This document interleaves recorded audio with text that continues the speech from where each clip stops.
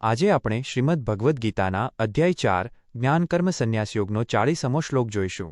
ગઈકાલે ભગવાને આપણને જ્ઞાન મેળવવાની 3 સુવર્ણ ચાવીઓ આપી હતી: શ્રદ્ધા, તત્પરતા અને ઇન્દ્રિય સંયમ.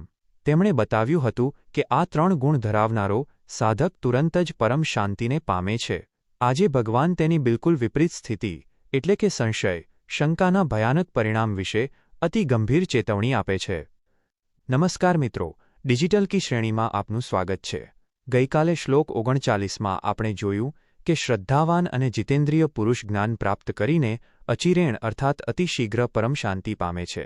આજે આપણે જોઈશું અધ્યાય 4 શ્લોક 40, જેમાં ભગવાન શ્રીકૃષ્ણ સંશયી મનુષ્યનું કડવું અને અંતિમ સત્ય દર્શાવે છે. ભગવાન ઘોષણા કરે છે કે જે વિવેકહીન છે, શ્રદ્ધા વગરનો છે અને જેના હૃદયમાં સતત શંકાઓ જ રહે છે, તેનો સંપૂર્ણ વિનાશ થાય છે.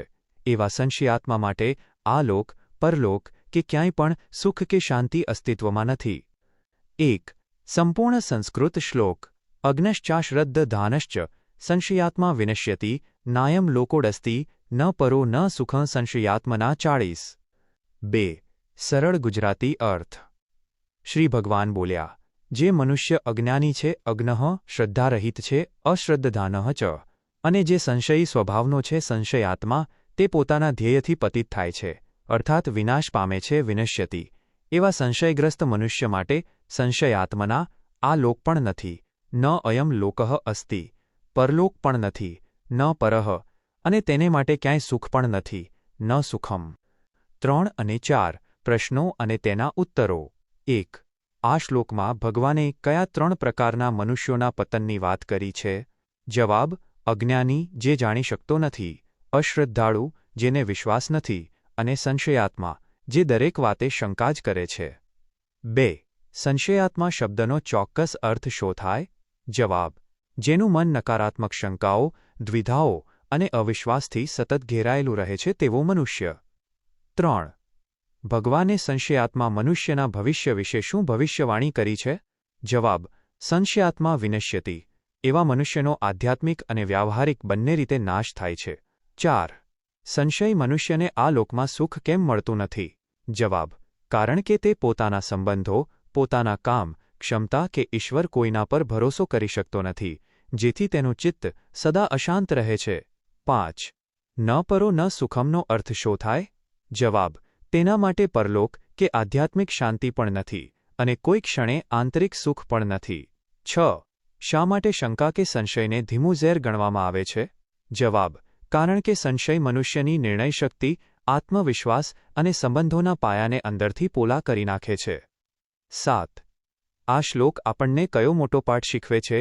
જવાબ: પોતાના લક્ષ્ય, સાધના, ગુરુ અને પરમાત્મા પર દ્રઢ શ્રદ્ધા રાખવી અને નકારાત્મક શંકાઓથી દૂર રહેવું. 8.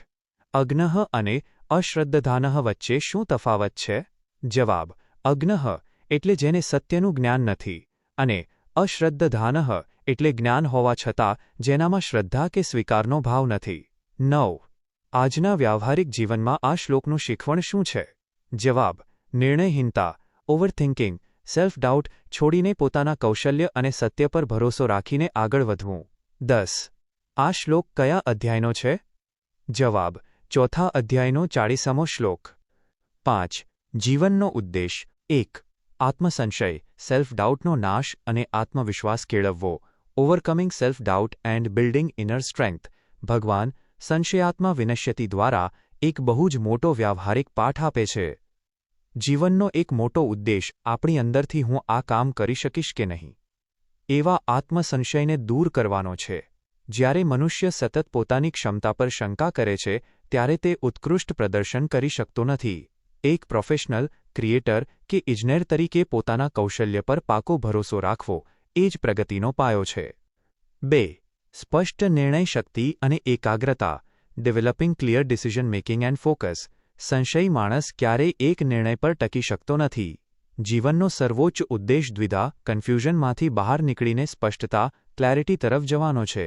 જ્યારે તમે કોઈ નવો પ્રોજેક્ટ કે કામ હાથમાં લો, ત્યારે પૂરી શ્રદ્ધા અને સમર્પણ સાથે તેમાં ઝંપલાવવું જોઈએ. અડધા મનથી કે શંકા સાથે કરેલા કામમાં ક્યારેય સફળતા મળતી નથી. 3.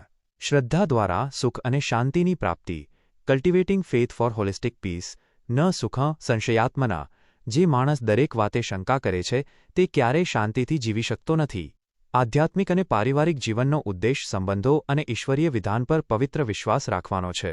જ્યારે હૃદયમાં શ્રદ્ધા પ્રગટે છે ત્યારે સંશયનો અંધકાર ઓગળી જાય છે અને વર્તમાન ક્ષણમાં પરમ આનંદ અને શાંતિની અનુભૂતિ થાય છે. આ જ સાચી ડિજિટલ કી છે.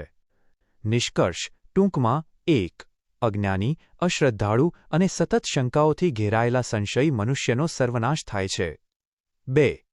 સંશયાત્મા પુરુષ માટે આ લોક કે પરલોકમાં ક્યાંય સુખ, પ્રેમ કે શાંતિ શક્ય નથી. 3. પોતાના વિવેક અને પરમાત્મા પર અડગ શ્રદ્ધા રાખીને આત્મસંશયને ઉખાડી ફેંકવો એ જ સાચો જીવન માર્ગ છે. આવતીકાલના શ્લોકની પૂર્વભૂમિકા. આવતીકાલે આપણે ભગવદ્ ગીતાનો અધ્યાય 4નો આગળનો શ્લોક, અધ્યાય 4, શ્લોક 41 જોઈશું. યોગ સંન્યસ્ત કર્માણમ જ્ઞાન સંછિન્ન સંશયમ. જેમાં ભગવાન સંશયમાંથી મુક્ત થવાનો અચૂક રસ્તો બતાવતા ઘોષણા કરશે કે જેણે કર્મયોગ દ્વારા પોતાના તમામ કર્મો ઈશ્વરને અર્પણ કરી દીધા છે અને જેણે સાચા જ્ઞાન દ્વારા પોતાના સઘળા સંશયોને કાપી નાખ્યા છે તેવા જીતેન્દ્રિય પુરુષને કર્મો ક્યારેય બાંધી શકતા નથી. આ કર્મમુક્તિના વિજ્ઞાનને સમજવા માટે જોડાયેલા રહો. આવતીકાલે ફરી મળીશું રાત્રે 8 વાગ્યે. જય શ્રી કૃષ્ણ.